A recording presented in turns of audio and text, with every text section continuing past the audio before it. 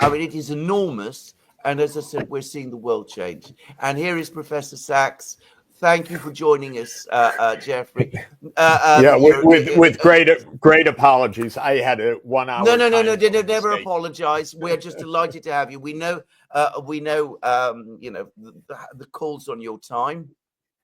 Meetings overrun. I know you're going from one meeting to another, and well, for all we know, all those sorts of other reasons. So don't apologize. Don't explain. We don't know how long we have. Let's just keep rolling with it. Alexander, Professor Sachs. Alexander was talking about obviously the tariffs. He was talking about the Chinese retaliation, and then Trump's announcement. The Trump retaliation, US, and I think retaliation. So Alexander, Professor Sachs, let's just jump right into it. Let's go in, because I don't know how long we have you on. We have at least 30 minutes if we like. So we're okay. We're Let's do 30 minutes. But since it's only 30 minutes, and since we have a colossal topic to discuss, you've written a superb piece about this, which you can find in various media outlets. Consortium News, for one, has republished it, but there are other places, about tariffs. Perhaps you can go straight in. Tell us what you think about this new tariff system that is being suddenly launched upon the world. Apparently, he chose the toughest tariffs that he could come up with. I was saying that I don't think he's going to change his policy on this. He seems to believe in it, but give us some idea of what you think about it and what you think the economic consequences of this are going to be. Good. Great topic. Obviously, the whole world is trying to figure this out. I think we have to start with the proposition that the end result is still unclear. Will these tariffs stay or not stay? Is this a Trumpian kind of tactic or to negotiate some kind of outcome? Or is it really a new trade system for the United States? So maybe we start with the latter assumption that it's a new trade system just for purposes of understanding. And then we can work backward to say, well, is there something more devious in this, or is this a prelude to some big deals? If, in fact, the U.S. is moving to trade protection against a very broad range of countries, so that these tariffs vis-a-vis Europe, China, India, and basically almost the rest of the world will stick. This is an extraordinarily misguided policy on every count. It will accomplish, in my view, nothing desirable for the United States. Again, assuming that these tariffs stay. There are multiple arguments given for the tariffs, which also make it a little bit difficult to discuss, because the purpose that is stated for the tariffs varies day to day and varies according to who is speaking on behalf of the administration. But let's take Trump at his word. First, he says that the reason for the tariffs is that the rest of the world is ripping off the United States. And the evidence that he gives for that is that the U.S. runs large trade deficits vis-a-vis the rest of the world. Let's start with some basic economics. The trade deficits have nothing to do, I will say nothing to do, with the trade policies of the rest of the world. They have no indication whatsoever that anybody is ripping off anybody, especially that the rest of the world is ripping off the United States. What a trade deficit means, pure and simple, is that a country is spending more than it is earning. That's all. Technically, we would say a comprehensive measure of that imbalance is the current account balance, and the U.S. runs a large current account deficit. The current account means trade in goods, trade in services of all kinds, comprehensively measured. Now, a country runs a current account deficit when it spends more than its national income, or equivalently, when it invests more than it saves. It's not about the trade policies. You can have a current account deficit in a world in which there are no trade barriers at all, no tariffs. Just country A, the United States, spends more than it produces, and therefore buys more from the rest of the world than the rest of the world buys from that country. No trade policy at all involved in that. And that is what economists call an identity, meaning it's definitional.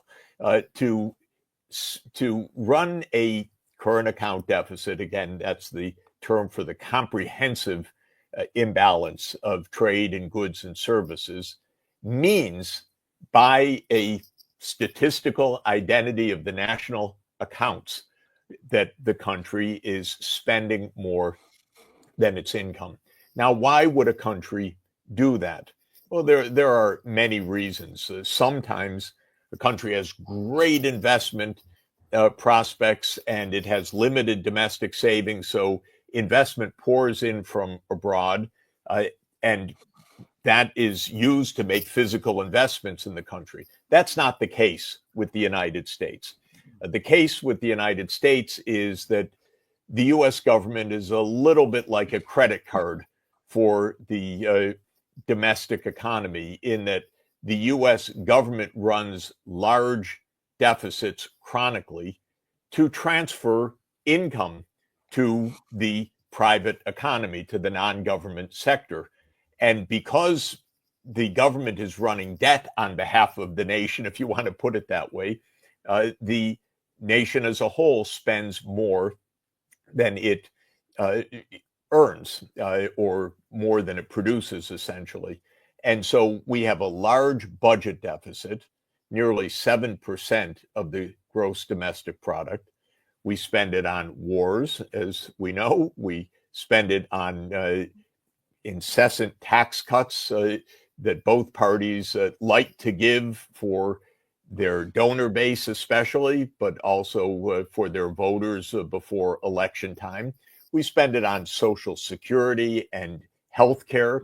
We spend it on interest payments. Those are the big ticket items. The US government does not like taxes. The donor base wants low corporate taxes, so they've almost disappeared from our economy. And with the corporate profits booming and very little taxation, the government has run chronic deficits for 20 years, and that has shown up on the imbalance internationally as countries lending to the United States, essentially buying US Treasury bonds, and the US as a whole, both the public and private sector combined, spending more than earnings year after year after year. Trump calls that a ripoff. It's a little strange. I say it's like a person who goes on a shopping binge, runs a current account deficit against all those stores that he went to make purchases, and then blames the shops for those imbalances, saying they wrecked me, they ruined me, they tricked me. Their unfair trade policies were all they were doing was selling goods that Americans wanted to buy. So this is the first point. The diagnosis is flaky. Can I put it that way? Completely flaky. I taught international monetary economics for 22 years at Harvard. In the second day of the undergraduate course, I explained that a current account deficit was an imbalance of spending and production, essentially, not a measure of trade policy. That was a different semester, the microeconomics of tariffs and trade. This was a macroeconomic imbalance that in the US comes from the other deficit, the budget deficit. In fact, we call this the twin deficits problems, that you have a large budget deficit that shows up as a large trade deficit. So it's a kind of twin deficit. And this is a chronic characteristic of the US.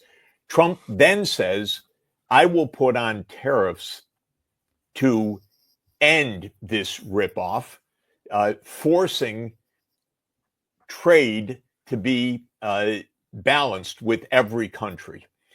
Now, this is also primitive, I'm sorry to say. If you want balanced trade for whatever reason, in other words, if you want to export as much as you import, a kind of naive target, but if that is the target, you don't have to do that country by country. With some, you could run surpluses, and others you would run deficits. But Trump says, no, we're going to have balance with every single country. Okay, bizarre. Now, then he says we're going to calculate tariffs to get that balance. Now, this is also another little digression is needed. Trump said that he would impose reciprocal tariffs. Everybody quickly figured out that this is not what happened a few days ago. The U.S. Trade Representative's office that issued the paper said, we don't know what the tariffs are on the other countries. We can't figure that out. And there are non-tariff barriers, and it's very complicated. So we'll apply a formula. The formula is very primitive, but it basically says if we have a trade imbalance, well, that must mean that the other countries are ripping us off in some hidden or overt way. And we will calculate the size of the tariff that we need to close that imbalance. That's essentially what they said. Now, the calculation of what would be needed to close the imbalance is not only primitive, it's just primitive and wrong. It has a simplistic idea that you raise the tariff to one particular country, and all that happens is that you lower the imports from that country without any spillovers to importing more from any other country or exporting less to any other country. So to use the jargon, the so-called general equilibrium effects, but I don't want to use jargon. I want to say all the things that will happen in the economy when you put on a tariff are ignored, except one simplistic idea that a tariff will be applied to another country, and therefore the imports from that country will diminish at a certain relation to the size of the tariff.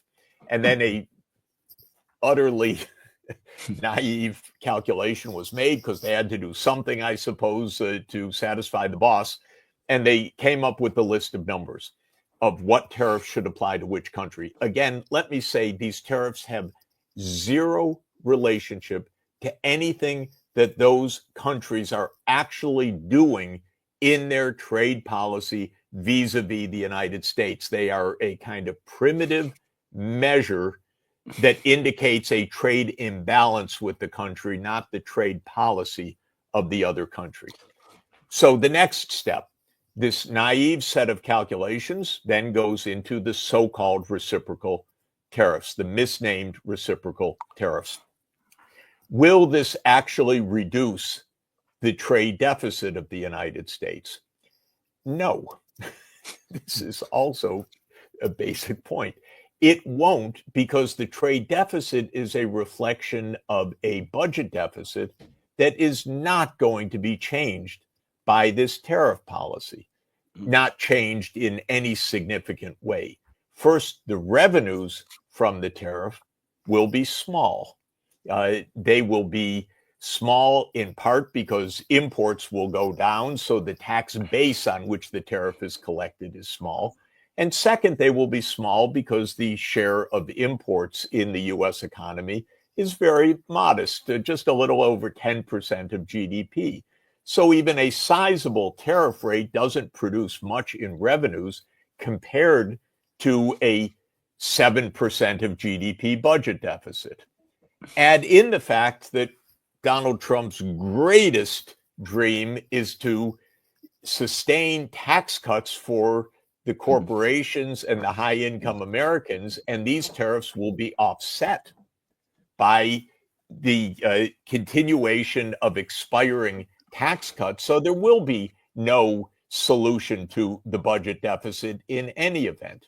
The long and the short of it is the trade deficits will be sustained. Now, why is that? If tariffs go up, why wouldn't the trade deficit go down? Because exports are going to go down. This is the most simple point of the basic macroeconomics. And exports are going to be going down for two reasons. One, plainly obvious, and the second, a little bit more subtle. The plainly obvious one is that many countries, starting with China, but not limited to China, will retaliate. So they will impose barriers to U.S. exports. So the whole idea that the U.S. exports will remain unchanged is naive because it doesn't even consider the offsetting policies of other countries. But there's a more subtle and actually even more important economic point. And that is that as demand shifts from foreign goods to domestic goods, that demand prices U.S. goods out of the export markets. It drives up U.S. prices and makes U.S. goods uncompetitive. Or to see it another way, the auto industry in the United States would have exported some cars. Now Americans are going to buy more U.S. produced cars, and that's going to leave less for exports. So there's a direct economic effect that if you shift U.S. demand from imports to domestic goods, you also reduce the exports that the U.S. otherwise would have had. In fact, in a basic analytical model of the kind that we write down little mathematical equations for rather robust cases, if you impose a tariff, you don't change the trade balance at all. You just get an offsetting reduction of exports. And so the difference of the reduced imports and the reduced exports is a persistence of the trade imbalance. All of this is to say, because the imbalance has deeper roots than trade policy doesn't end the imbalance. Okay, let's wipe that slate clean. That was the motivation given. That was the argument. The argument is we're being ripped off. We will therefore stop the rip-offs by imposing tariffs.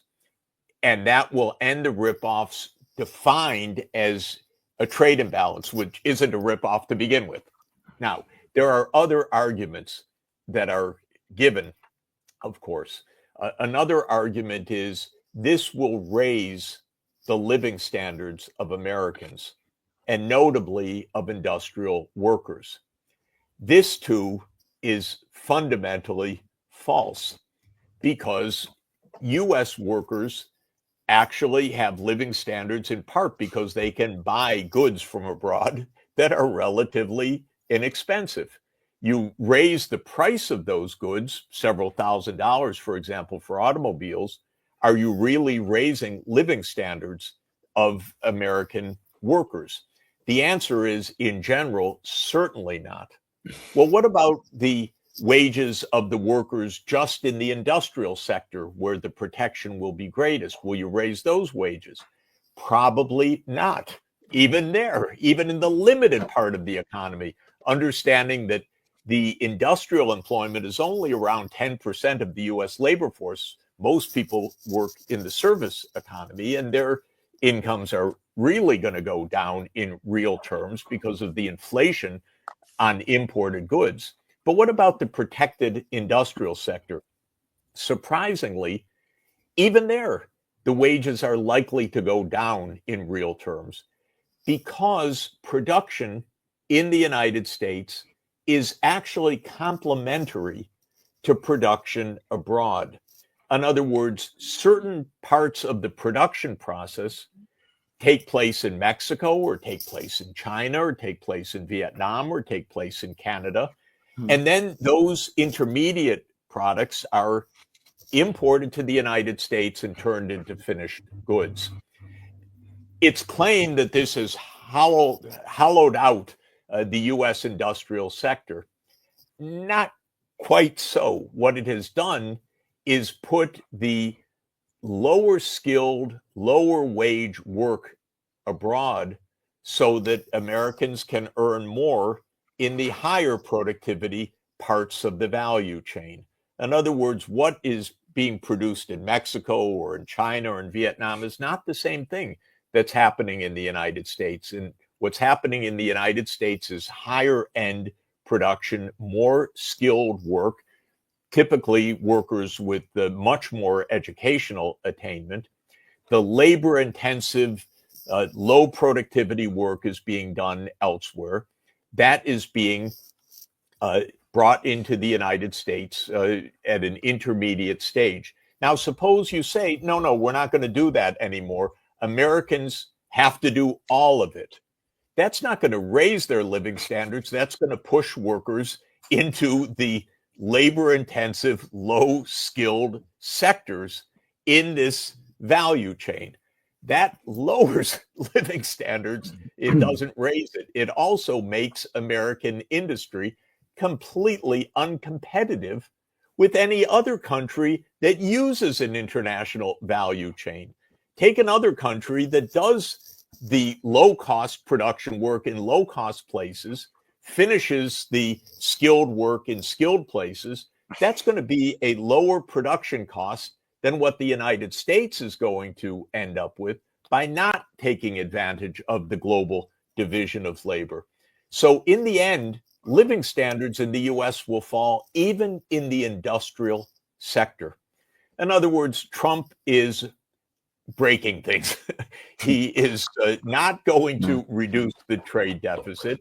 He is lowering the living standards of the American people. He is breaking the supply chains and lowering the profitability and the market capitalization of American industry as well, which is why the U.S. stock market shed more than $5 trillion of wealth in the last few days, and worldwide stock markets have shed another $5 trillion approximately during the same period, for something like a $10 trillion loss. So where are the gains? Who's won? Well, interestingly, nobody. This isn't a transfer game. This is losing what we call the gains from trade.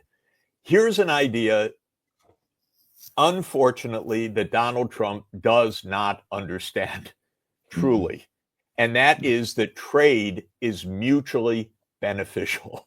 Both sides of trade can benefit. And if you then say, no, we're not going to have trade, both sides can lose. It's not a transfer from the rest of the world to the US or a transfer from the US to the rest of the world. It's a stock market bloodbath everywhere.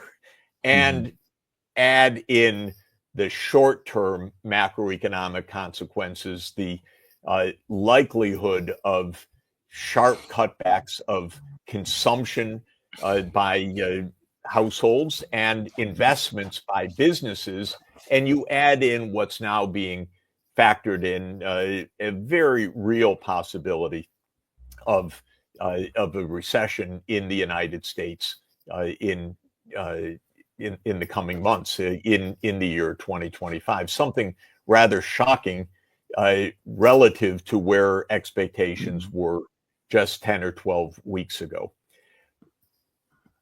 All in all, if the case is that these tariffs are here to stay for a deep restructuring of the U.S. economy, I see nothing but a deeply self-inflicted deep wound, I should say, to the U.S.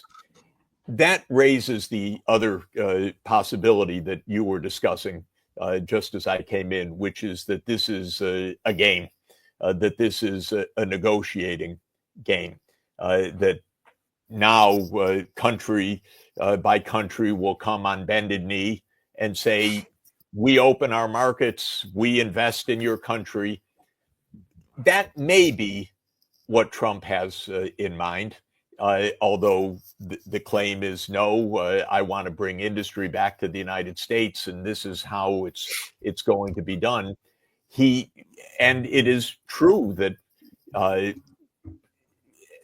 supposedly dozens of countries, I say supposedly because it's all on claim right now from the U.S. government, but dozens of countries supposedly have rapidly come forward saying, we'll open up, we'll make concessions, we'll do whatever we want to preserve access to the U.S. market. China obviously has said, we're not even playing that game. In the first day out, China announced countervailing measures of 34% tariffs. And then, of course, Trump has threatened that as of tomorrow, the U.S. is basically going to cut China entirely. Of course, the U.S. production depends enormously on China's sector after sector, and U.S. industry depends extremely heavily on the Chinese market for the end products of U.S. goods. The U.S. sells a lot of goods, a lot of high-tech goods to China as well. So China's not playing the negotiating game. One wonders whether maybe either by design or by the drift of events, the U.S. play will be to try to bring Europe to the American side, and Europe imposes tariff protection against China with the fear that Chinese exports, once destined for the U.S., will now flood Europe. And so that Europe and the United States will get together, the West will defend itself against the Chinese threat, and that this will be the real purpose, if I could put real in quotation marks, the real purpose of these policies. Maybe it's a little unclear, but that may be what at least somebody has in mind on this. I'm in India today.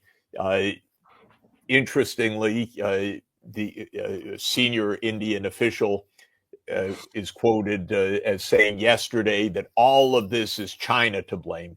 If China hadn't entered the World Trade Organization, if China hadn't flooded the world economy with its cheap goods, we wouldn't have this problem. So we want to deal with the United States. It's China that is the enemy. Interesting. Maybe that is part of the geopolitical game here. We know that most of the American political class is obsessed with China, is determined somehow or another to wreck China, and that may be an underlying reason. It's a strange way to make friends, I would say, by smashing everybody in the face and then coming back and saying, we love you when you bend and kowtow and do all the rest. But maybe that is Trump's play. All in all, I'll just go back to the basics of economics, which I think are valid and real in this. The last time the United States did something like this, as you've been saying in recent days, absolutely correctly, was in 1930, when Congress, in that case, passed the so-called Smoot-Hawley tariff.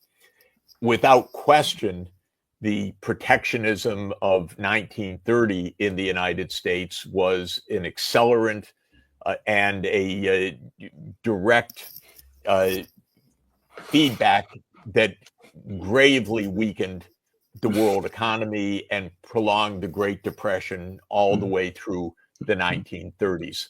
There's a wonderful old classic book by an MIT economic historian that I always recommend, a book by a great late historian named Charles Kindleberger called The World in Depression, 1929 to 1939, We read it as students decades ago. There's a web chart showing the implosion of world trade in the 1930s, triggered by the Smoot-Hawley tariff of 1930. The United States has a propensity to mess up the world on occasion. It did it in 1930. It did it in 2008. Maybe it's about to do it again in 2025. Professor Sachs, thank you for that very masterly and explanation. Just a few quick things. One of the things that really, I have to say, annoys me about much of this narrative that the world has gone out to cheat the United States is that it doesn't recognize that the trading system that we have is one that the United States itself created. It deliberately created it. Now, very briefly, back in the 1980s, one of the assignments I had as a student was to look at the economic consequences of the Vietnam War. And I spent a great deal of time over that. And I remember very well that one of the problems at that time was that the United States set out to win the war in Vietnam. It was also conducting its space program. It was doing one very good thing, which is many of the social programs of that era, the things that are bundled together as the Great Society programs. It was also competing with the Soviet Union in weapons, in the nuclear arms race. All of this together, particularly the armament side of it, was costing a huge amount of money. And it was diverting American industry from the production of civilian goods to military goods as well. Now, that was creating trade deficits. And because the United States government was very unwilling to raise taxes, in fact, there was an inclination to cut taxes, all very familiar. It was running deficits. It was running current account deficits already in the 1960s in exactly the way that you have outlined. And eventually, what happened, it was very interesting, was that people in the United States, the people within the government of the United States got together and started saying, how are we going to deal with this?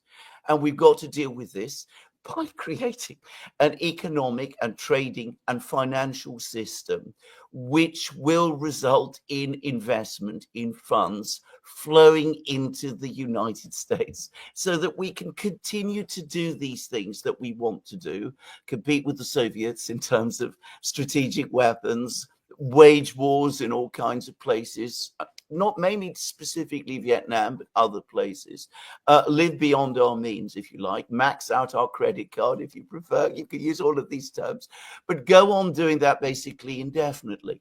And well, one doesn't want to say that everything was done, structurally and, planned out and things of that kind, because it never is. But eventually, that was what led us to the world that we have. And you could say that there were things before then.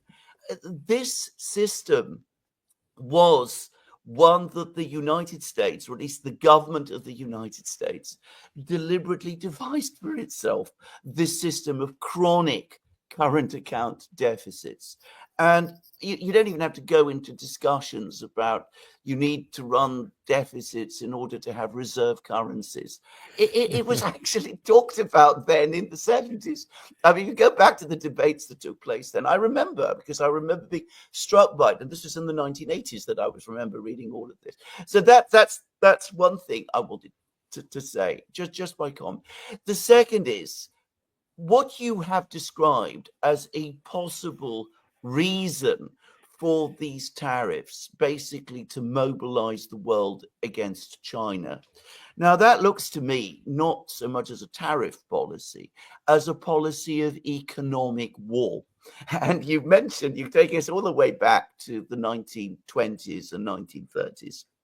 And again, one of the books of economics, which I read long ago, I don't pretend I remember it very well, but it was by Keynes, which is the economic consequences of the peace, which is about the policies that were followed at the time of the Versailles Conference against Germany, which were basically to sort of also wage a kind of economic war against Germany through reparations.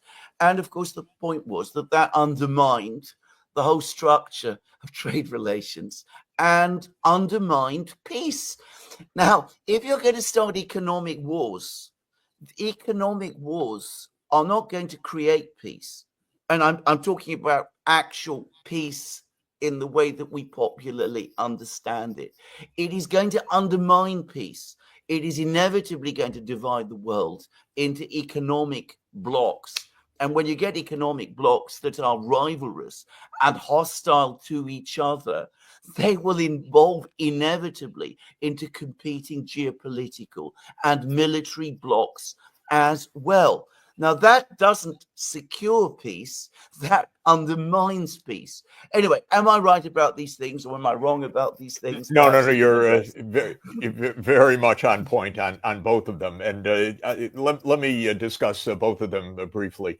First, because of the heavy spending and the trade deficits and the printing of money or cheap credits at the end of the 1960s, we actually had a breakdown of the monetary system of that period, which was a dollar-based system called the Bretton Woods system. It had established the dollar as the formal center of the international monetary system, with other currencies pegged to the US dollar. So we did not have floating exchange rates, we had stable or fixed exchange rates. That system ended in 1971 because the US was issuing too much credit, and the dollar-based system was predicated on the idea that other countries could take the excess dollars they were receiving and convert them into gold, because the US government would exchange dollars for gold at a fixed price. The US was running out of gold step by step as countries were coming forward saying, we don't really want the dollar reserves, we want gold reserves. The dollar backing by gold was causing an outflow of gold, and the gold convertibility was suddenly suspended by Richard Nixon in 1971, and the currencies in Europe and in Japan began to float against the dollar. I mention all of this because this kind of crisis also turns into a basic change in the monetary system. And that's going to happen again in the next years. So what happened, by the way, after this was that oil prices soared in an inflationary period in the early 1970s, and the U.S. made an agreement with Saudi Arabia, very interesting, that oil would be denominated in dollars for sales internationally, and the dollars would be deposited in dollar accounts, which became called the euro dollar system, because the accounts were generally in banks in London. And so the dollars were recycled in a sense, or the oil proceeds were recycled into dollar reserves. So we had floating exchange rates, but the dollar remained the central currency for payments and settlements. And that has remained true until today. It's going to end most likely, especially if this new trade policy is sustained. Again, that big if of what the purposes are. But countries are seeing this doesn't make sense for us to hold our reserves in dollars. That's very risky. U.S. economic policy is unstable. The U.S. economy is unpredictable. The trade policies are unpredictable. And the weaponization of the dollar in confiscating Russian reserves, Venezuelan reserves, Iranian reserves, Afghan reserves, Afghanistan's reserves, and so forth, means that if you have some trade dispute or foreign policy dispute with the United States, you're likely to get your money confiscated. And more than that, with all these threats and sanctions that pour out of the White House every day, the dollar is a vehicle for enforcement, because what the United States says is, if you don't listen to us, your banks are going to be cut out of the dollar-based payment system. So all of this is to say that, just as you point out, that events similar to this of the late 1960s, early 70s led to big geopolitical change and financial change, they led to big monetary change. And I'm predicting that the US dollar will diminish markedly in its role in the next 10 years, that we truly will have not only a multipolar world, but a multi-currency world as well, especially with the rise of the renminbi as an alternative. Now, Trump knows that's very adverse to US prerogatives, and so he has gone out of his way to threaten China and threaten the BRICS. Don't you dare think about doing anything to dethrone the dollar.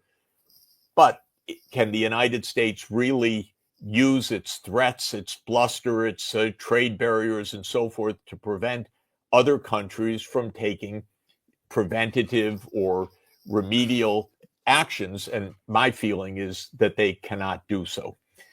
The second point you raise is also extremely important. My whole career, I would say, has used relentlessly the book that you mentioned, The Economic Consequences of the Peace, which was written in 1919 by a young John Maynard Keynes, who had been part of the British negotiating team at the Versailles Treaty, and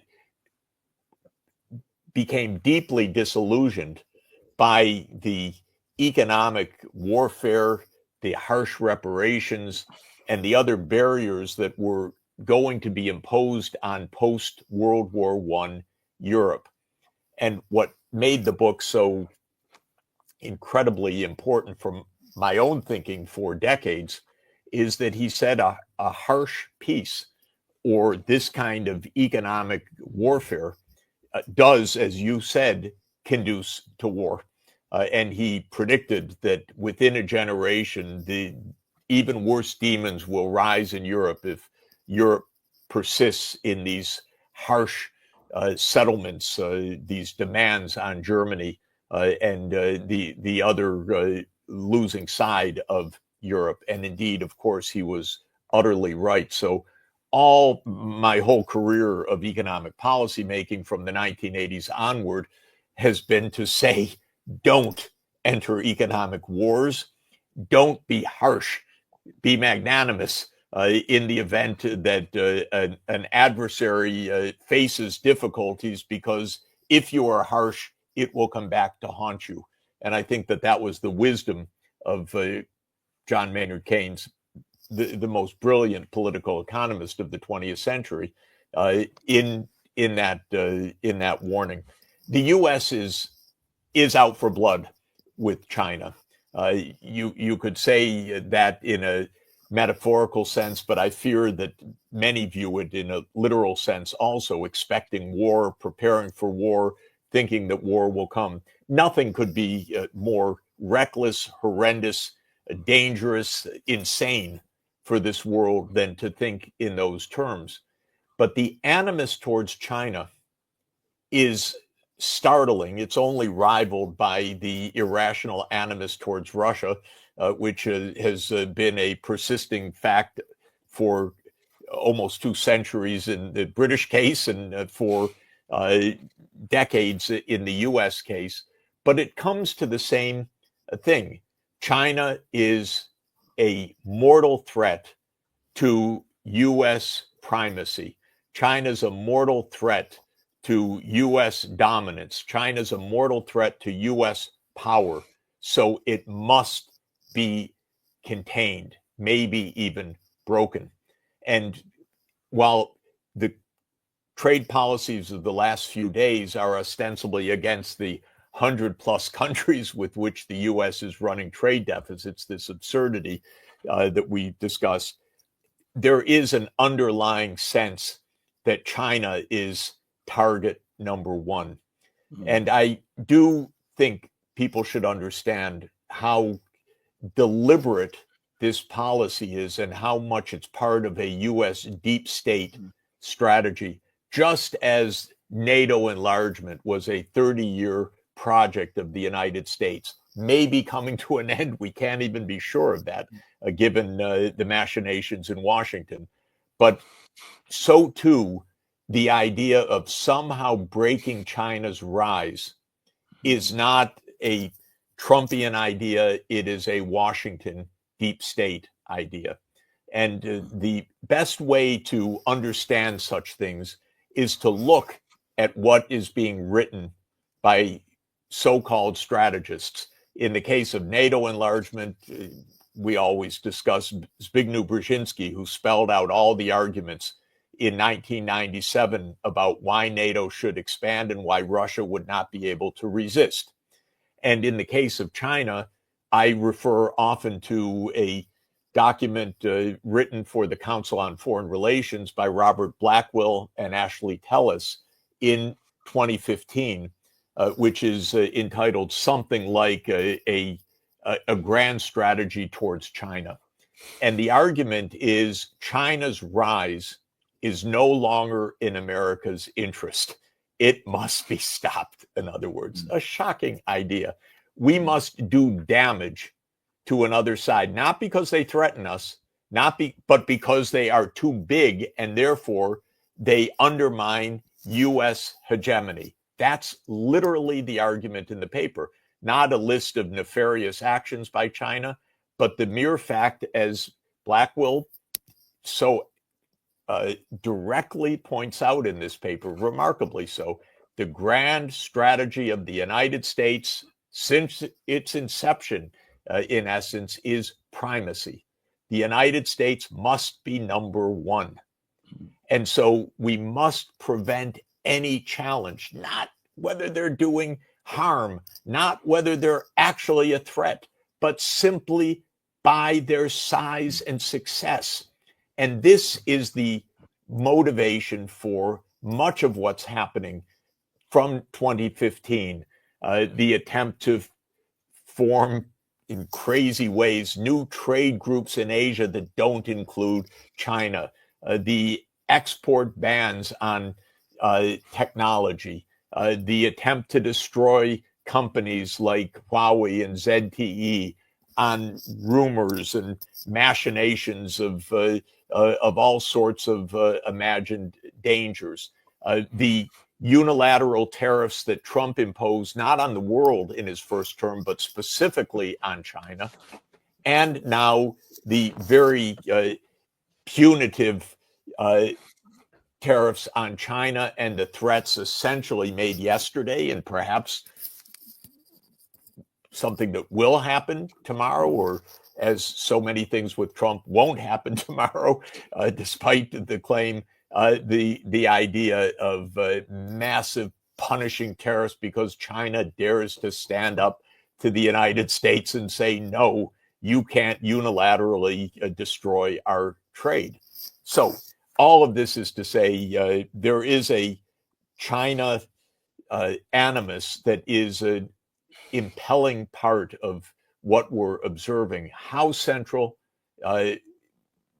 hard to tell, but definitely one of the deeply motivating forces and extremely dangerous because it is deeply enmeshed in military buildups, in military alliances in East Asia, in saber rattling every day about Taiwan, and basically with the real risk that Taiwan turns itself into the next Ukraine by making the same kind of bets on U.S.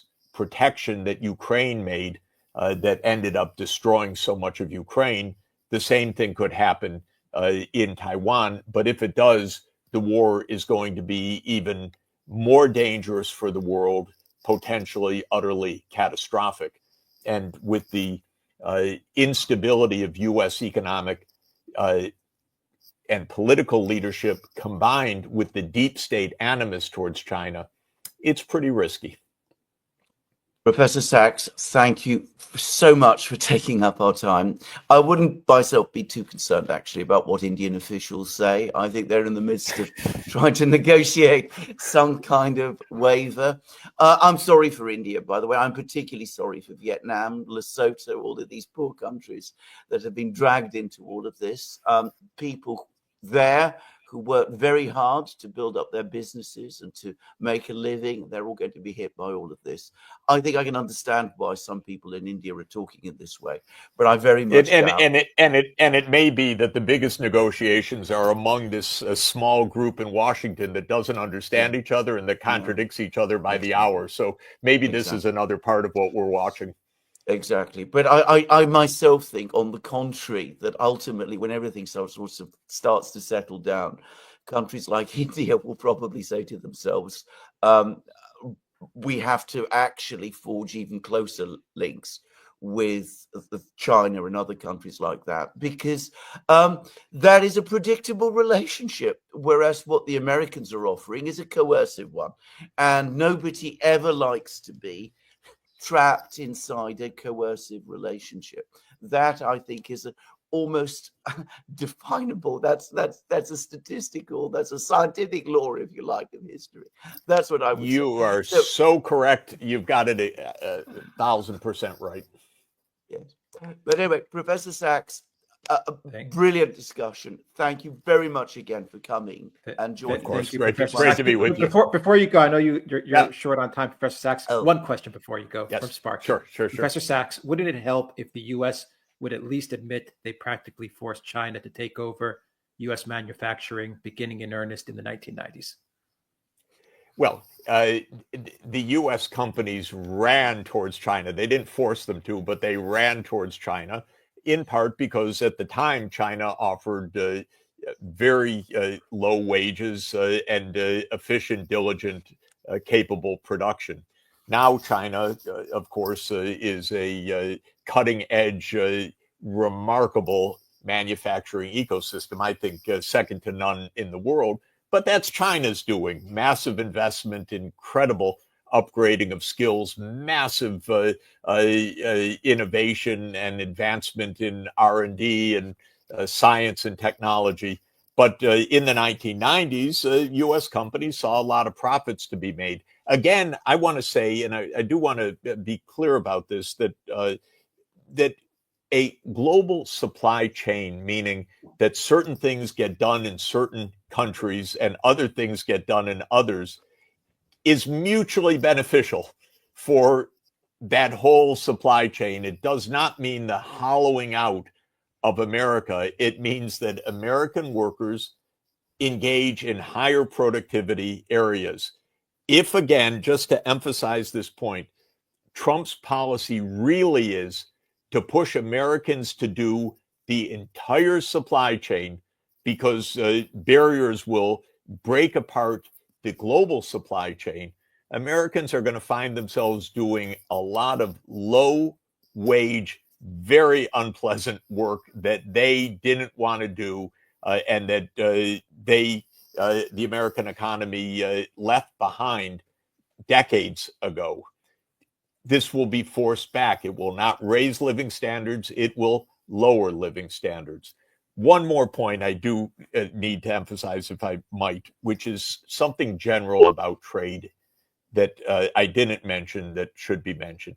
It is true, though it's subtle for the reasons I've tried to emphasize in terms of impacts, trade can hurt parts of an economy, some groups of workers, some sectors that face particular import competition, and help others. The general proposition, quite robust in history as well as in concept and theory, is that the overall benefits are positive, so that in principle, those who win can compensate those who lose, and the whole country can still come out way ahead. If you run the kind of politics that the United States has run for the last 40 years, which is a deeply plutocratic politics governed by the laws of campaign finance, rather than by the determination of the common good, you don't have that kind of compensation in the American scene. Our society is very harsh. It's rather nasty. The richest people, perhaps often, are the nastiest to the poorest people. Their billions are not enough for them. And what that means is that those who do lose, not only from trade, but from technology changes, from other change in the economy, don't get helped in the American scene. They get tossed into the rubbish bin quite often. We have an underclass that persists and that grows, that has addictions and poor health and falling living standards and falling life expectancy. American society is very harsh. No one comes to their rescue. Tariffs do not save them, believe me, not even remotely, not even remotely. But the political underpinnings of some of this support for Donald Trump is the claim that he will help them because no one else has helped them. The Democrats didn't help them. The past Republicans didn't help them. So people come to Trump, help us. And he tells them, yes, I will punish China. That will be your salvation. I will punish those who are ripping us off. That will be your salvation. He peddles myths. He peddles economic ignorance, but he peddles something to people who want an answer that they haven't heard from normal politics. So I think this is just one more point that really does need to be emphasized. Thank you, Professor Sachs, for joining us. Professor Sachs, thank you very much. Great. Thank you so much. Talk to you soon. Bye-bye. Take care. Bye-bye.